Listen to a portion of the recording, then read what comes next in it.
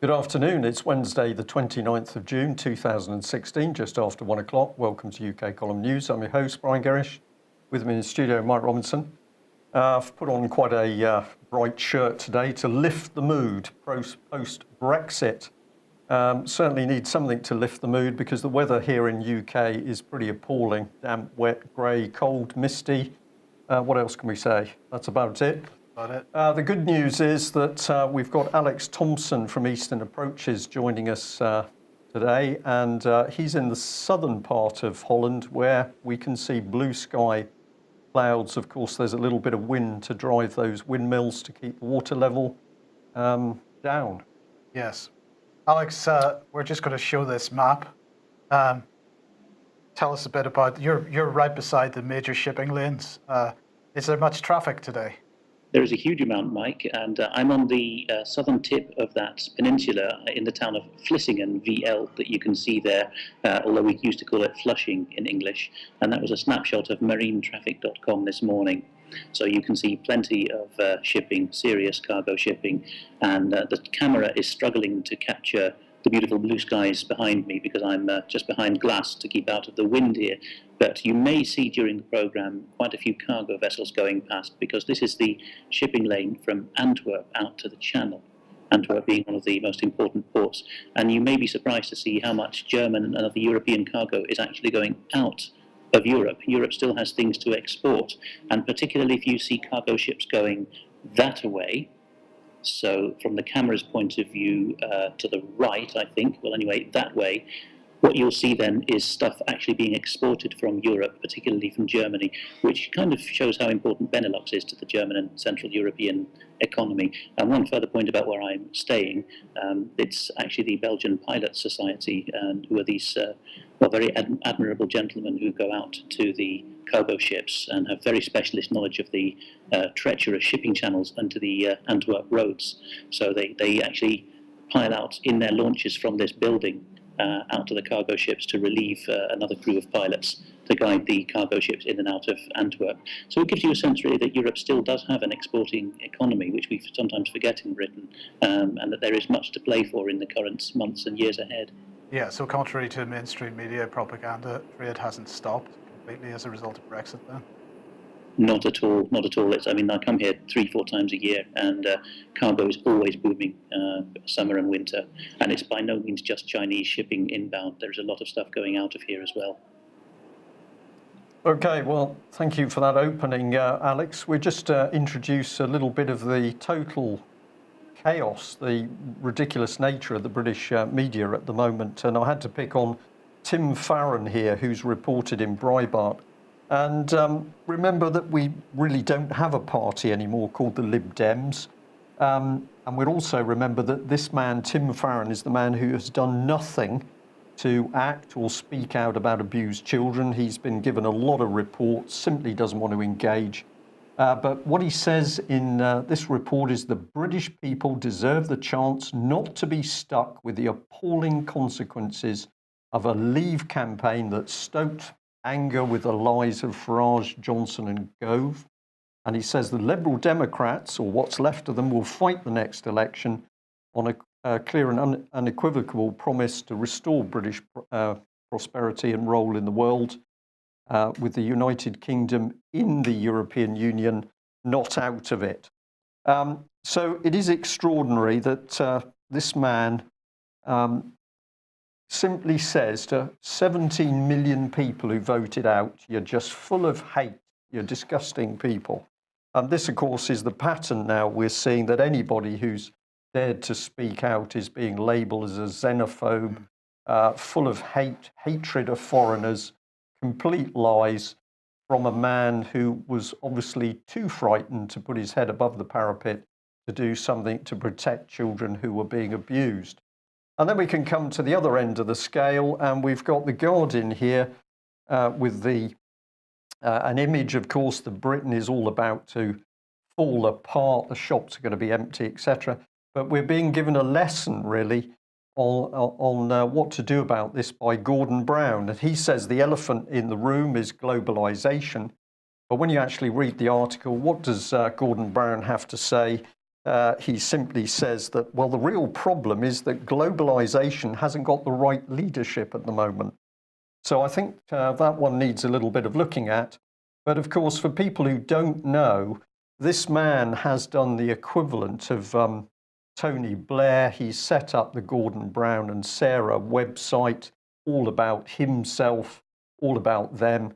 And remember that this man has now been let loose with the world's children. He's the United Nations Special Envoy for Global Education. And how is he going to do that? Well, what a surprise, because Gordon and Sarah are working with corporate leaders who are committed to delivering on the promise of a quality education for the world's children. A global coalition of business leaders for education. This really turns my stomach, because a lot of reports about this man and his interest in children and education. And what are we saying here? That we're going to allow huge global companies to simply educate our children for stacking? I think we're already seeing the effects of that, aren't we? Yeah. I wonder if Alex got any comment?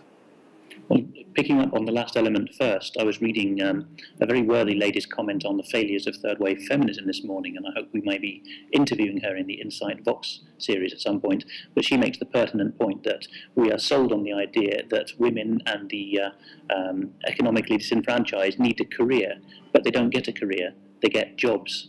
And it's all done in the name of get a career because the people at the top want a career.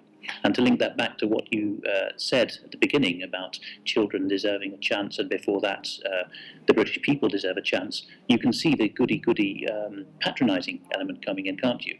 You know, it's all not just children are said to deserve better than this, so the electorate is now being told, you deserve better than to be ruled by your own inclinations and customs. No, you deserve us as leaders. And it's perhaps no surprising that the president of the Liberal Democrats, Mr. Farron, worded that so explicitly, because as I tweeted out earlier in the week, there is a segment on the YouTube channel Liar Politicians, a wonderful name for a YouTube channel, in which we see Vince Cable saying that there was no need, in his view, or that of his party, the Liberal Democrats, to have held a referendum because, he says, quote, it was not a constitutional issue. And now David Scott picked up on that and tweeted back to Vince Cable, please look up the dictionary definitions of the words liberal and democrat. You are neither, Mr. Cable. Well, that's right, Alex, but in that same video clip, he also said that decisions like this shouldn't be left to plebiscite. And a lot of people thought he was saying left to the plebs, but although that's a false etymology, the root is the same, Latin word plebs meaning the people. And, you know, if you use the word plebiscite rather than referendum, especially with his old-fashioned pronunciation plebiscite rather than plebiscite, then you're just betraying the fact that you have been brought up on this diet of, you see, Weimar Germany and Nazi Germany had plebiscites and it all went wrong. You know, the word referendum, which he's avoiding, is a much more recent vintage in European and British politics as a word, and it has a much more respectable cachet, meaning put this to the people, whereas to use the word plebiscite is, even in your choice of language, is this offhand denigrating attitude of, you know, the plebs can't be trusted. Yes. Yes. Well, of course, on top of that, we've got the press desperately trying to whip up hate, and we've come back to the local Plymouth Herald newspaper. Incredible story here, a whole story which is about hate on the back of the fact that somebody's graffitied a slogan on a wall which says that immigration built Britain, or something fairly close to that. So I just took part of the text. The graffiti comes after reports of more than a 50% rise in hate crime towards ethnic minorities across the UK being reported to the police since Thursday's EU referendum.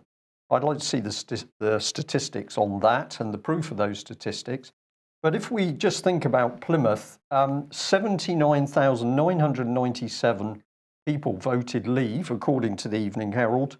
53,000 voted remain. So it appears to me that the Herald is saying, well, there's roughly 80,000 people in Plymouth who are just full of hate. I mean, this isn't a good way to get people to buy your newspaper. If I did buy the paper, which I certainly don't, but if I did buy it, I would stop, because it's telling me I'm full of hate, xenophobia. I wonder who put the graffiti on the wall. Was it the journalist? Well, it could have been anybody, but it certainly could have been Remain, because what do they want to do? Stir up the impression that anybody who dared to vote to come out the EU is some form of extremist. There's a propaganda exercise going on here which is so blatant. I think more and more people are seeing through it. So that's probably a positive point, Mike. Okay, Alex, this is for you. We talked about this a little on Monday, this Spiegel article. You've captioned this European semester. Give us your take on it. Yes, Der Spiegel was in receipt of Federica Mogherini's blueprint for the way ahead to European defence unification, and they were in receipt of that before the referendum. And there was some some British press getting wind of that, such as the Express. This is the document. Now we have it now in German translation, courtesy of Der Spiegel. But David Ellis on the Tuesday programme, that's 27th of June 2016, UK column, has already spoken about this at length, and he's very aptly said this is about the EU in the person of Mogherini going shopping, procurement, right? But there is a paragraph in the German of Der Spiegel which I think I ought to bring to people's notice, which is about the European semester. That is deliberately impenetrable jargon, but it means the regular annual round whereby the European Union member states look at each other and say, well, you're going to buy X and I'm going to buy Y, and we're not going to reduplicate effort, are we? And that is already a reality in budget, and it's now going to become a reality, according to La Mogherini, in defence as well. So Mr. Ellis is 100% on the money. It has been planned since before the referendum, long before, and now released in this moment of crisis, that the European Union member states, including for the foreseeable future Her Majesty's government, are going to be sucked into this European semester for defence, which means interoperability, or interdependability rather, and not being able to have all your equipment yourself. And you wanted to just highlight the Common Security and Defence Policy? Yes, have a look at this page on Wikipedia, the Common Security and Defence Policy. I don't know, Mike, whether you have the illustrations up, do you? No, I don't. That's no problem, but if you go to the Wikipedia page for CSDP, have a look at the two illustrations in that article, because they show in the map that we do not have an opt-out. Only the Danes have an opt-out within the EU on the CSDP. It is a third pillar of the European Union, which came along in 2009 with the Lisbon Treaty, and we did not opt out of it.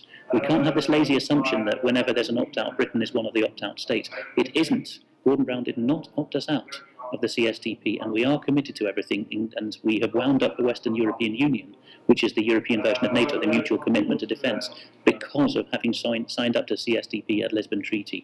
And if you look at the concentric circles or overlapping sets of countries diagram on that Wikipedia page, you will see that Britain is right at the heart of several of the EU and European generally military integration projects. The only one we're not in is the gendarmerie, but we're in both of the air projects, the Air Force integration and the air space control, and there's no Navy equivalent yet, but we are in the Army integration as well. So we're right at the heart of things, and that's not stopping. Well, that's a very interesting point you make, because yesterday we recorded an edition of Insight covering exactly this. This was exactly one of the topics in that. That will be available probably early next week. And we had that specific diagram up and discussed it on the program. But the other thing that you mentioned there, Alex, was this word interdependence. And we see this is something which a lot of people miss. It's something which is fundamental to so many policies. We're seeing that not only in defence policy, but in manufacturing. I mean, if we look at Airbus as an example, Airbus is, there's no factory in any particular country which is totally independent. It is interdependent on the British to make the wings, on the Germans to do something else. We're seeing Boeing moving towards this model and moving factories away from Seattle, although they're not moving to an international model yet. But interdependence at every level of governance at the moment, it is a staggering move in that direction, isn't it?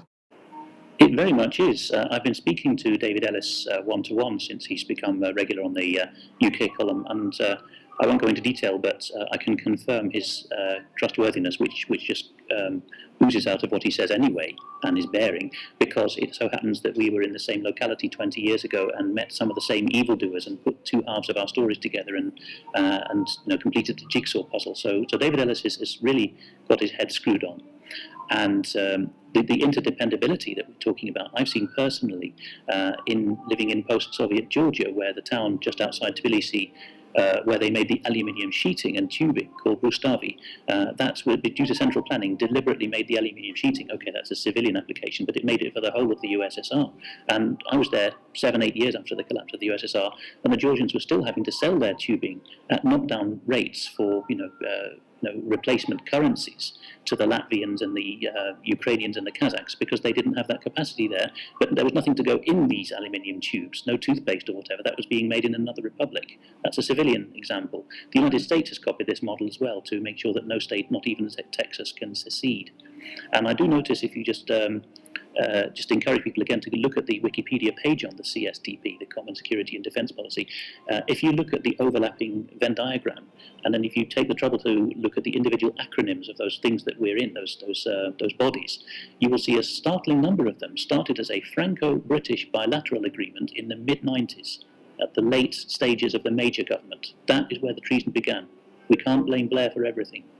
Well, that is a spectacular segue into the next section, Brian. It is, because the recent discussion over this forthcoming European military machine is that we've been back looking at the Franco-British Council. And of course, with that wonderful thing, hindsight, we're getting a very, very interesting picture emerge. So let's go back to the 6th of October 2010. So there was a Franco-British Defence Cooperation Roundtable.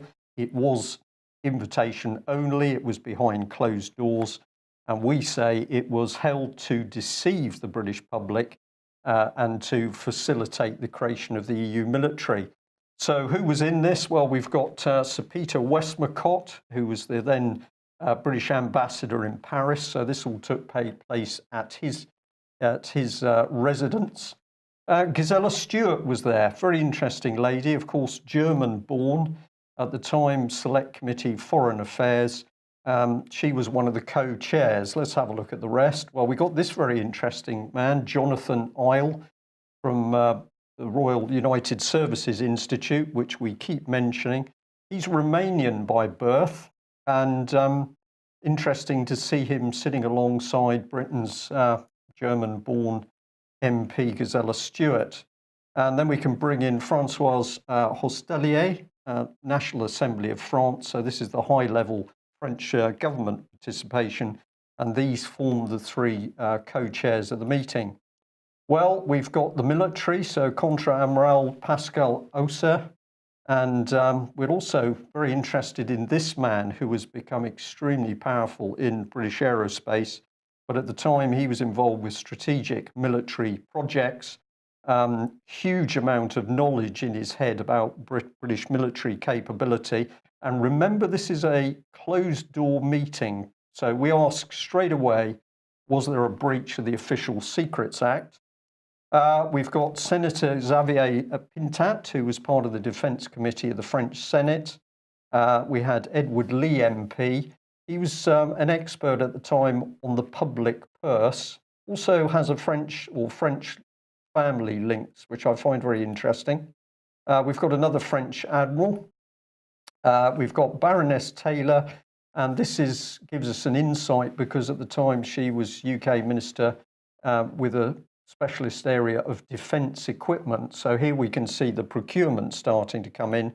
And then let's bring in Vice Admiral Paul Lambert, who at the time Deputy Chief of Defence Staff Equipment Capability. And actually, when we published this article in 2010 in the newspaper, we had a larger image of Paul Lambert. That's a cropped version of it. And he was, if you remember, we captioned it "cap in hand" because he was standing there. Frontal is the French military company, with almost begging with his cap.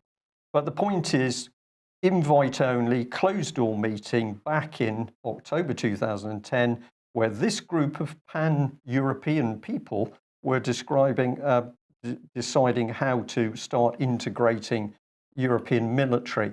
Now, isn't it remarkable that Miss Gisela Stuart, if I pronounced that correctly, when the Leave vote was approached with devastating information that there was to be the formation of an EU military, her organisation ran a mile. She did not want to go near the subject.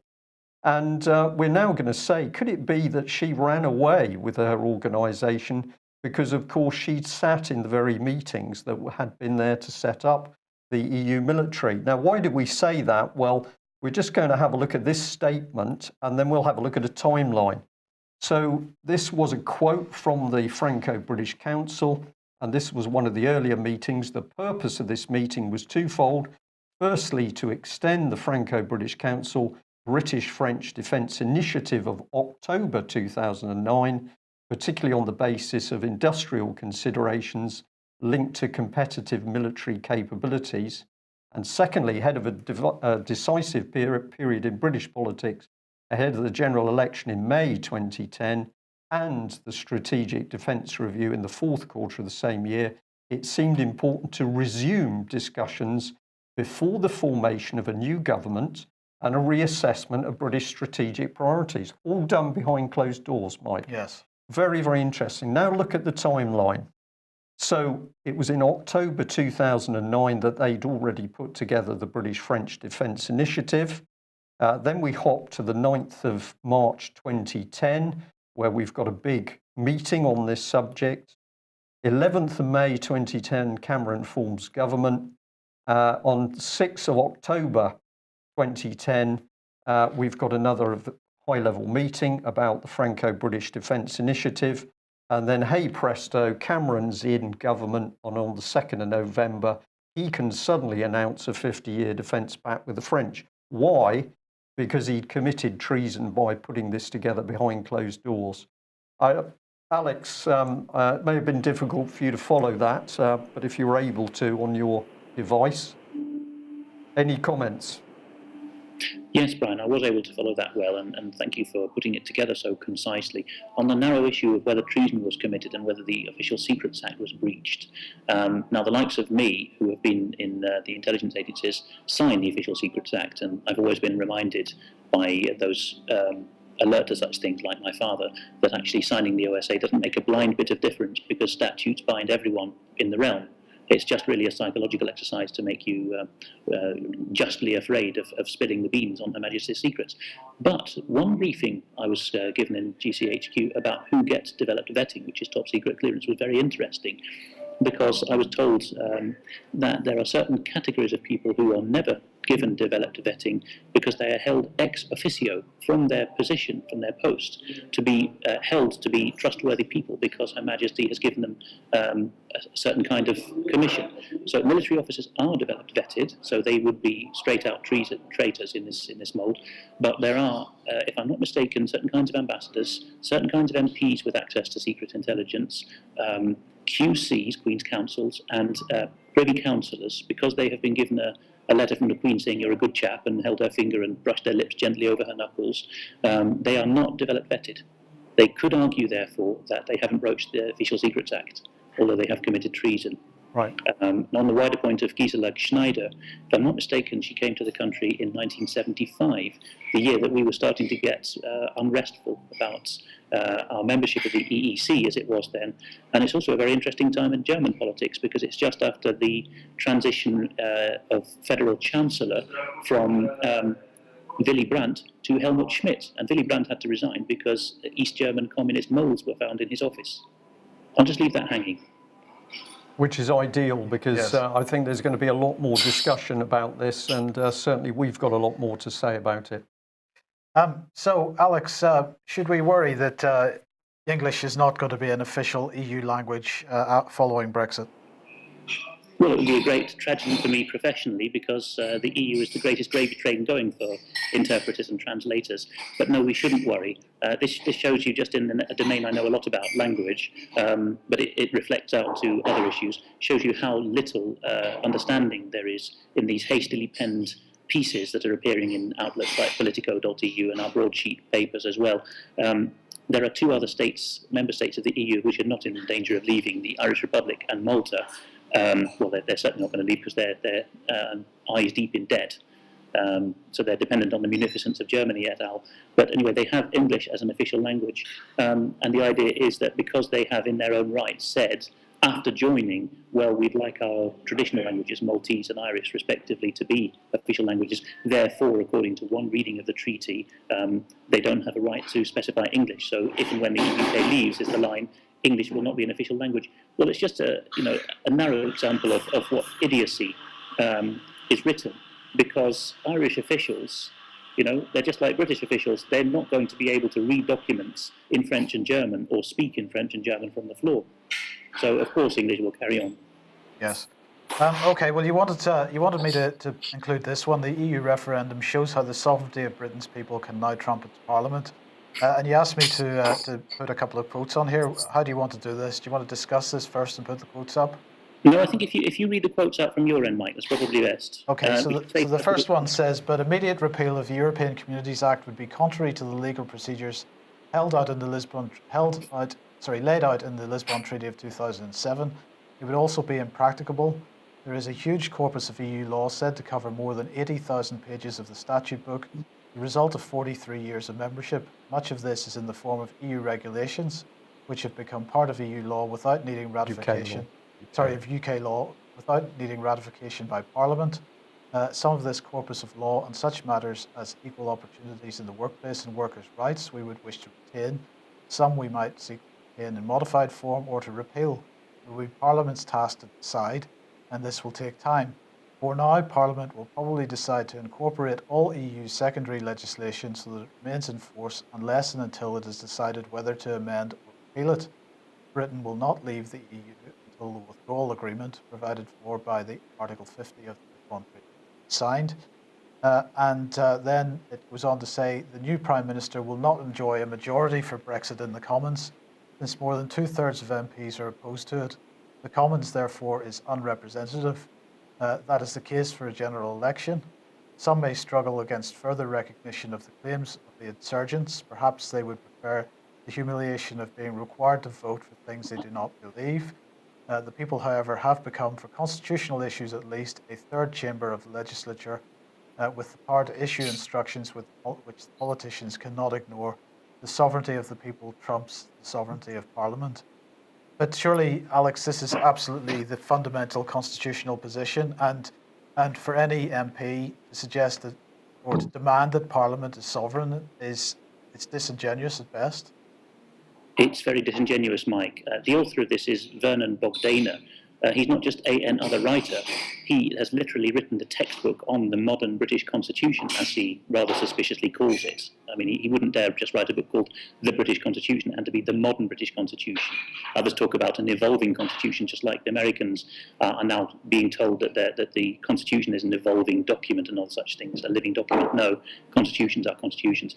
Well, look at what Mr. Bogdana's arguing. Like a lot of people below him in the pyramid, he cannot dare say that the Constitution allows us, allows MPs certain things. So modal verbs have to be deployed, yes, could be seen as, might tend to, that kind of thing. But he's not saying at any point, because he knows jolly well it's not true, he's not saying that the people cannot withdraw unilaterally from the EU through general election of MPs who promised to repeal the European Communities Act 1972.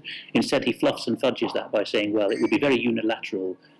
Towards the end of what you read out, he's suggesting that the people have become a third chamber of the Parliament.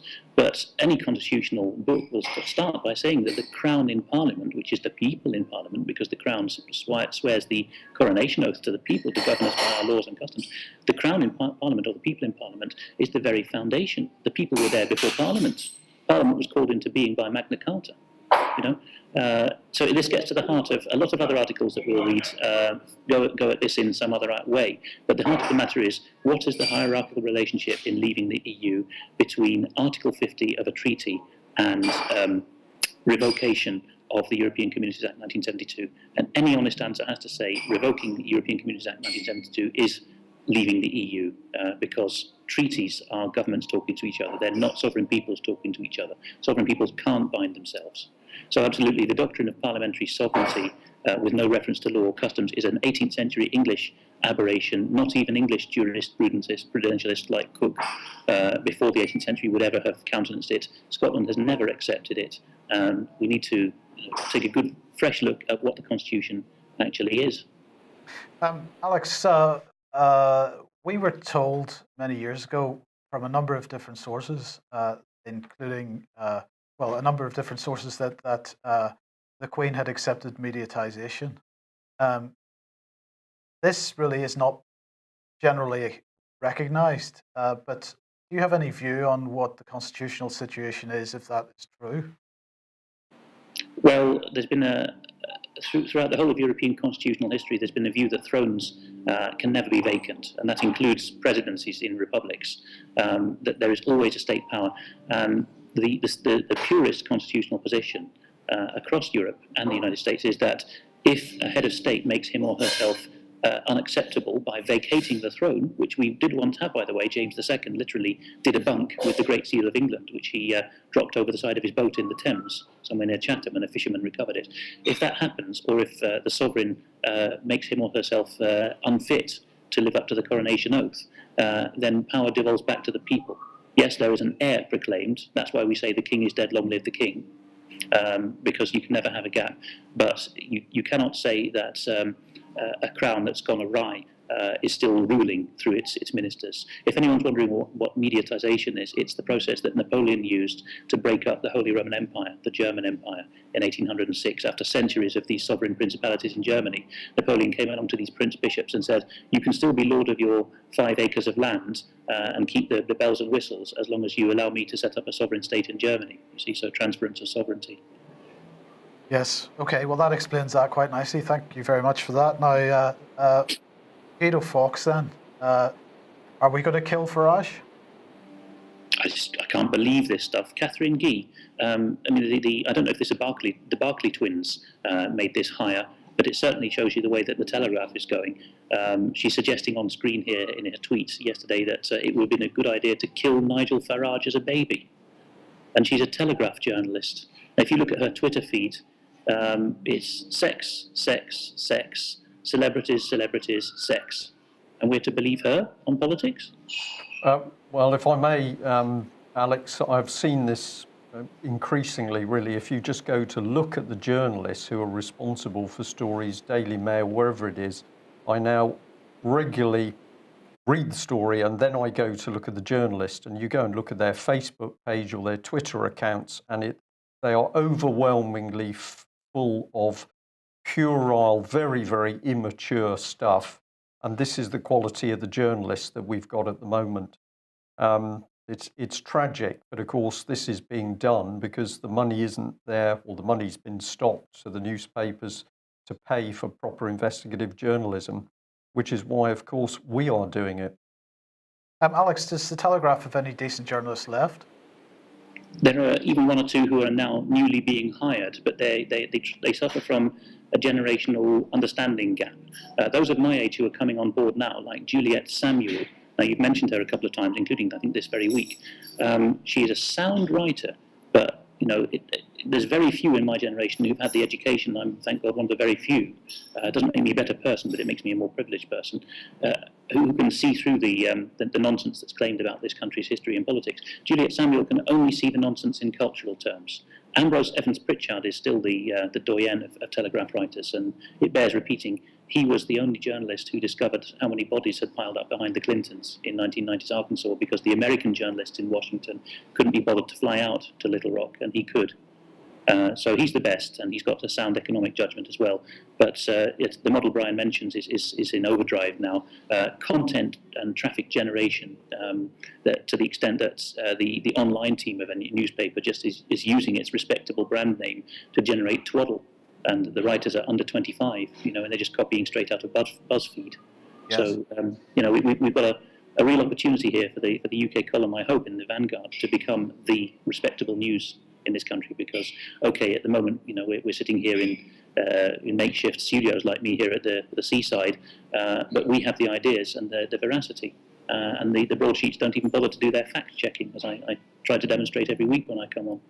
Well, if I just say, Alex, you say makeshift studios and you're sat there in a cafe, I can hear a little bit of cups being moved in the background. But when I hear those sounds, I'm picturing a man or a woman going about their daily work.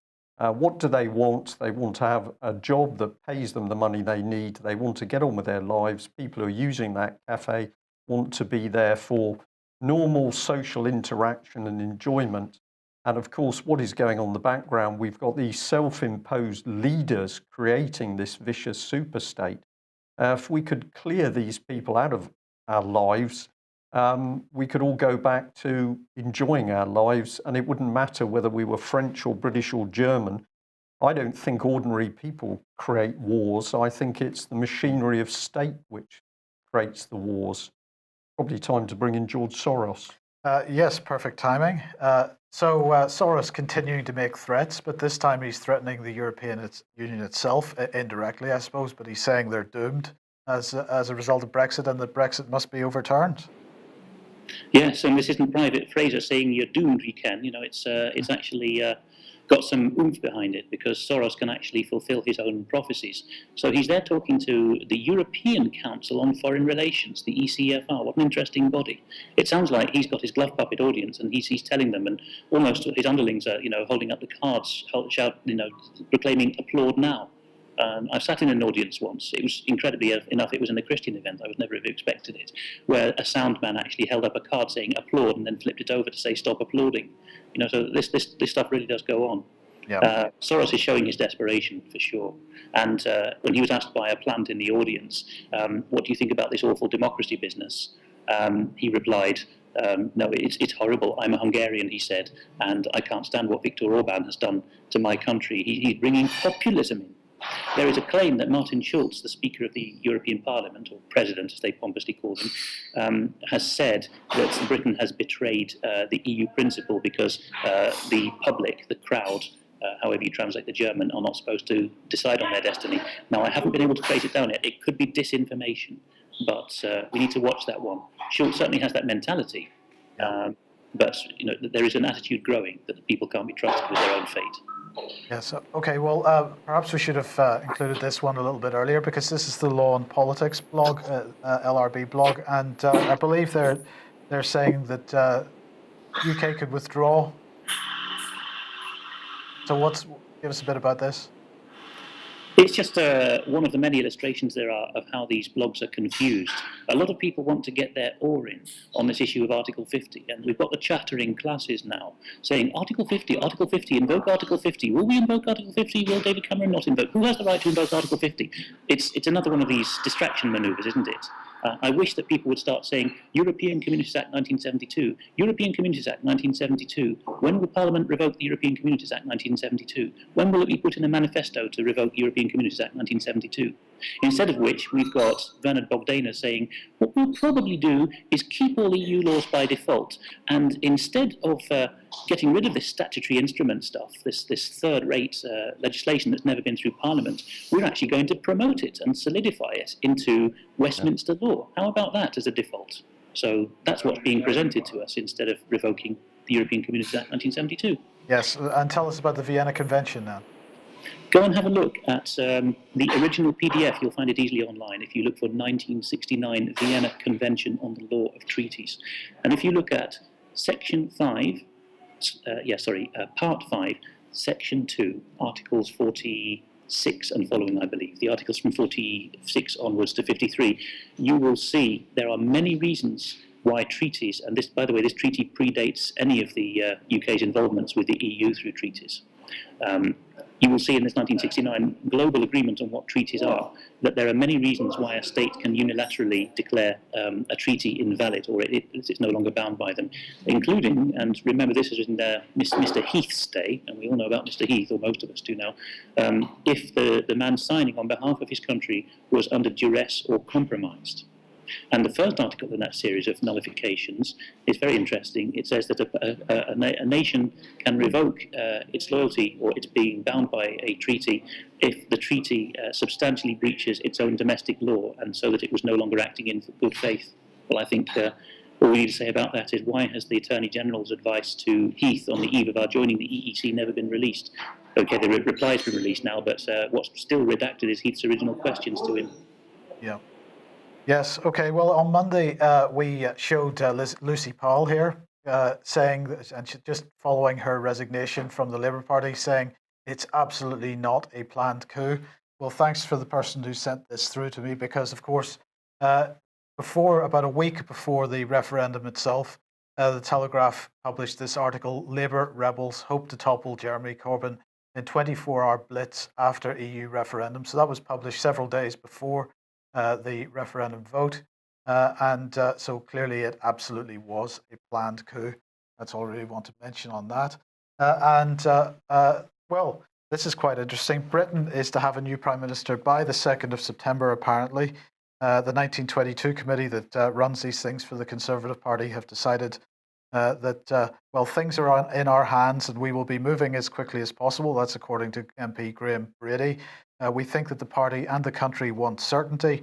We have just been given a very clear direction by the people of Britain. We have a big, complicated task to accomplish. I think it's entirely reasonable to expect that the government should embark on that, get on with that, seek to negotiate as good an outcome as we can before the people then are asked to approve or reject that in a general election. I'm going to ask a question in a minute, Alex, but just before we get to that, I'll just mention the Anyone But Boris campaign, because this has begun. Now, the 1922 committee is saying that they want to have a Prime Minister in place by the 2nd of September. And some people are saying that, well, this is because there's actually quite a groundswell of opinion building up against Boris, but that groundswell of opinion may not gain traction if the vote for the new leader is sooner rather than later. So there's a bit of that sort of thing going on. But there is an Anyone But Boris campaign has sprung up. So I thought that was interesting. But Alex, this notion of a general election, because of course we are bound by the Fixed Term Parliaments Act 2011 now, since this is one of the first constitutional reform pieces of legislation that Cameron's coalition government put in. What it says is basically we are required to have a 2/3 majority in Parliament now if we want to dissolve Parliament for any reason. Under the current circumstances, when there's utter chaos in the Labour Party and a certain degree, whether it's false chaos or not, in the Tory Party, I'm finding it incredibly unlikely that there's going to be a 2/3 majority possible for dissolution of Parliament for a general election. So have you got any thoughts on that? And because nobody is really discussing what the options are for holding a general election any time before 2020. This, I agree with you, Mike. This reveals the thinking whereby Clegg exacted as his price of joining the 2010 coalition that the first item of business announced in the Rose Garden should be the Fixed Term Parliaments Bill, because that quickly became an act. You now see why. 2/3 majority is an absolute or supermajority. It's impossible to achieve. And the other route, if you agree to be bound by this statute, which is stupid in our constitution, but people are going to try and insist on it, if you agree to be bound by the Fixed Term Parliaments Act, then the only other way of having a foreshortened general election called is if the Prime Minister cannot form a government within 2 weeks. So you could have potentially a situation where Boris or May or whoever it is in September can't form a government, but again, that's vanishingly unlikely. No, but what this points to is that a mediatised crown in the British Constitution is actually more of a lame duck than those continental models that we like to look down upon, with good reason. But I mean, if you look at any European country, or famously in America in the Clinton years, they never came to it, but they had the power in the Congress to impeach the president. In 2013, the Taoiseach in the Irish Republic, Enda Kenny, tried to pull a fast one and abolish the Senate and turn the Oireachtas, the Parliament there, into a unicameral legislature. And thanks to a fantastic outburst by an independent senator called David Norris, this was rescinded, and Norris was there ranting and raving, saying, we, the senators, have the right to impeach and remove the Taoiseach. So the crown in which our sovereignty is vested, very much has the right to dissolve Parliament in the national interest, in the name of the people at any time. But Her Majesty is never, ever, ever going to do that. Whereas in a continental model, a president, even a politically elected president who goes up on a party platform to get elected, he very much can and will dissolve Parliament. There's been countless examples in Europe in the national interest, and we're never going to see that happen. So in many ways, we're in the limbo that we've allowed ourselves to get into at the moment. We're worse off than some of the tin pot countries in Europe. Yes. Yes, okay. Well, I'm just going to end with Gus O'Donnell, who was speaking to Radio 4 yesterday. And really, part of the argument that I've been making over the last couple of weeks is that if we are going to use Article 50 as the mechanism for getting out, well, in fact, there's no great momentum to start the process. And on Radio 4 yesterday, he was saying exactly that. This is a process that will take some time. There's no question about that. And my concern is that as time goes on and we move further and further away from the referendum result, that the excuse is going to be, well, you know, that referendum result, that was 2 years ago. Now we're really going to have to hold a general election, or we're going to have to, and we're going to have to stand on a certain platform and see what people say, or we're going to have to hold another referendum. It is never going to happen. So just to give a feeling for what O'Donnell said, he said the problem we haven't got what leave constitutes. We don't know what leave is all about. We know that people would like to have access to the single market. We'd like to have more control for the UK Parliament. We'd like to have control over migration numbers. So how can you achieve those things which are very difficult?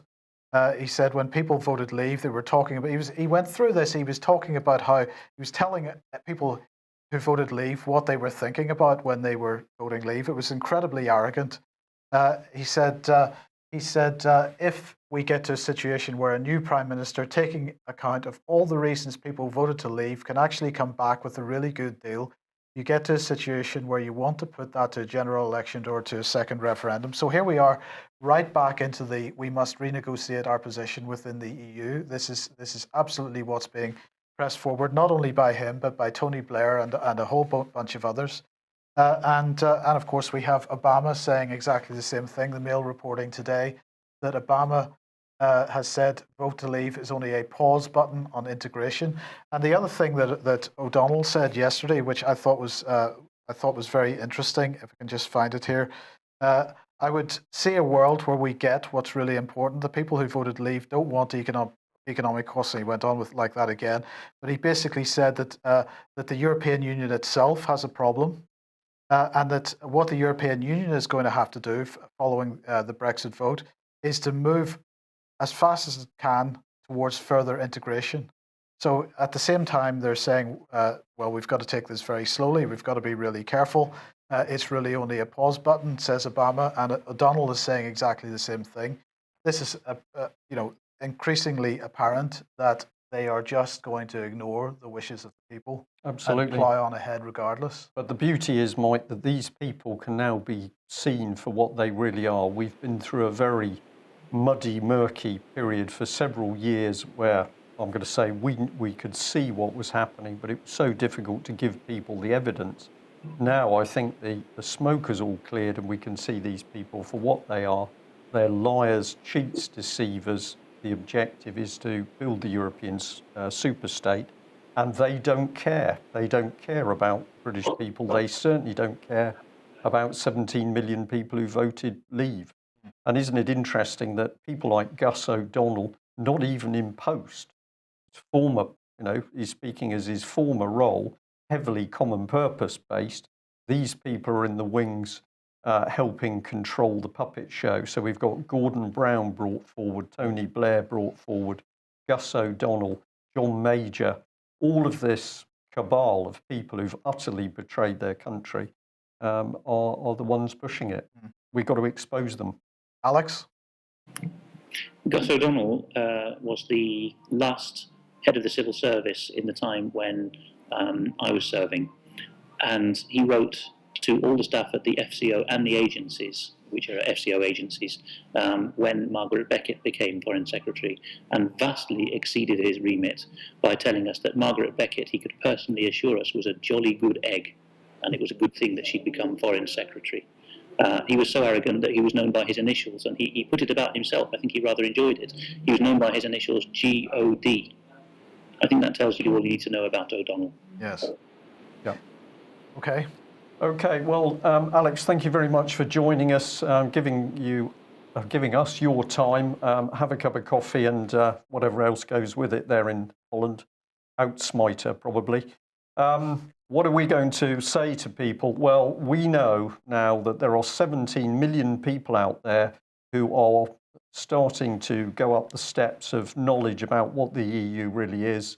We think that people who have been researching for many years, it's time to go out and seek those people, encourage them, give them the evidence that they need so that they can win over other people as to the dangers of the European Union.